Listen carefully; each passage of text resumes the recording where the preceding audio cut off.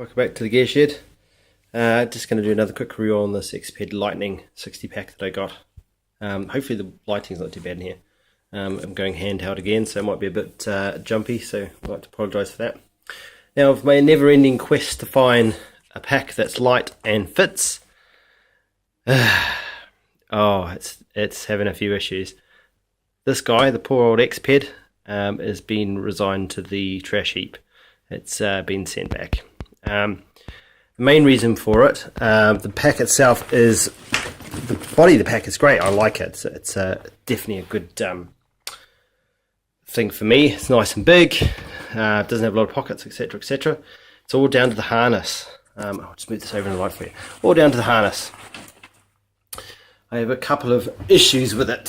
So we have, let's start down the bottom. Now the hip belt is actually really good. It's quite stiff.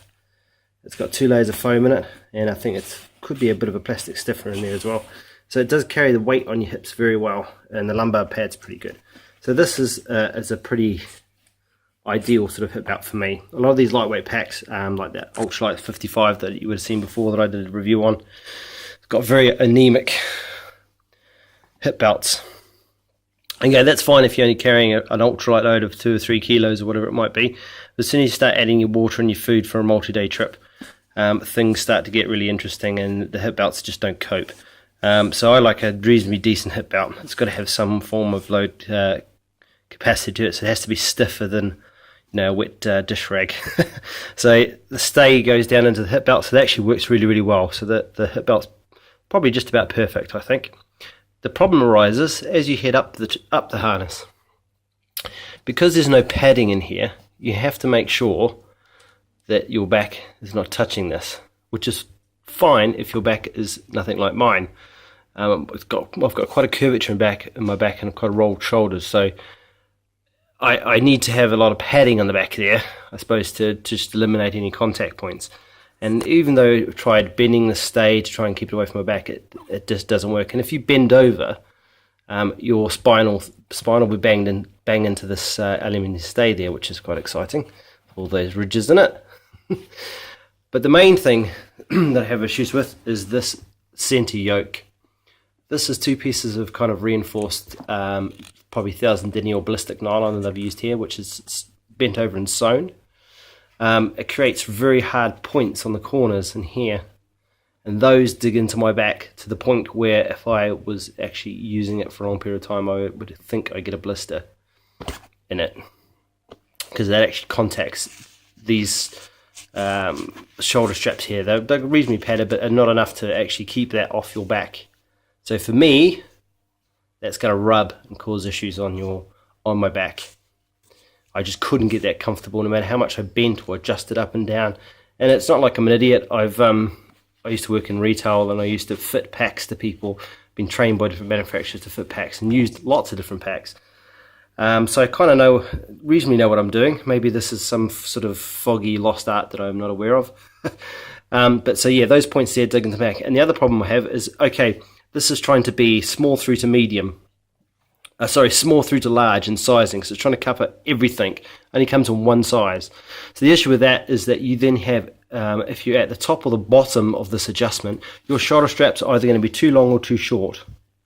And what happens with these is that where I'm sitting, so I'm sort of medium, large-ish in here, these shoulder straps, because I've got quite a large chest, I'm not some anemic racing snake, quite big chested, plus with my sort of easy to say hunchback, these shoulder straps are a bit poo, because if you can look here off the profile, the foam finishes here, and the rest of the strap here is just basically this backing foam that they used. This is like a 3D foam, which is basically there's foam on the other side of this actual material that's stuck to it. There's no extra foam in there. The problem with that is that these hard plastic runners that they've sewn in there for these sternum straps, they dig into my underarms. So I could put 10 kilos in this pack, and this is supposed to be able to carry, they're saying 19, 20 kilos. For me, no chance. All that's going to do is cut the circulation off to my arms. It's going to cut in. It's actually really, I found that really uncomfortable. I only had like 10 kilos in it, 11 kilos in it to see kind of what, and I'm wearing it around the house. And that was actually digging into, because it actually, this plastic runner is sewn in right down to the very, very end there. So that bit there is poking you in the underarm, basically. And what I've been finding with these packs is that a lot of them, because they don't have rolled shoulder straps, so what they've done is they've sewn these two pieces together and then just run this backing tape over the side of it.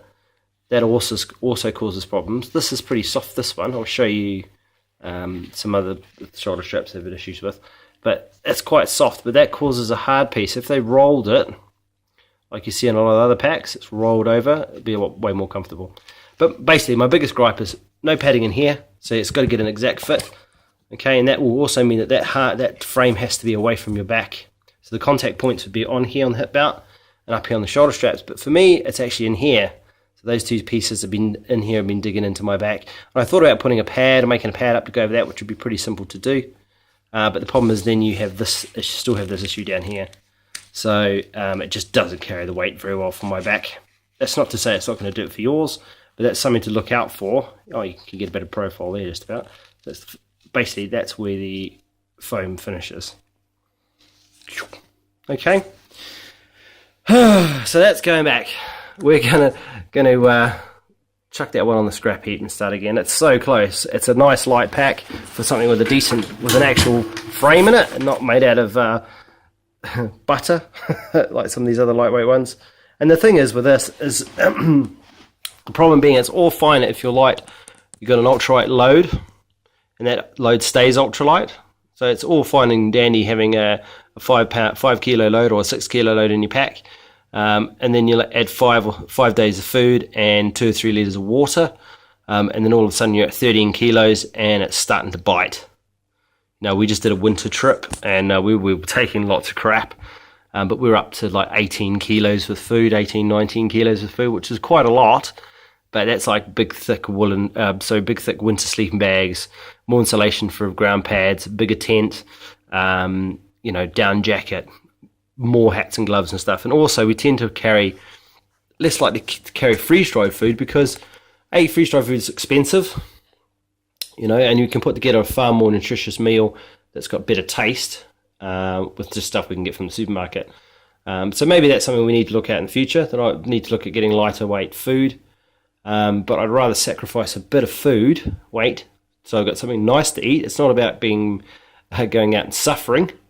It's about having a good time. So need that pack to be, yes, the base load is going to be as light as I can possibly get it within the parameters that I'm looking for. But it's got to be able to carry the weight. If it's not going to carry the weight and still be comfortable at that level, then there's not really any point. So this is so close, but it's not. So we're going to get rid of that. And then I got another pack. This is a Boraz 55 buttermilks, which I'll talk about. I'll just finish this review and we'll do another review on this one and tell you what's wrong with this one. Alright guys, cheers, thanks very much, subscribe and see you later.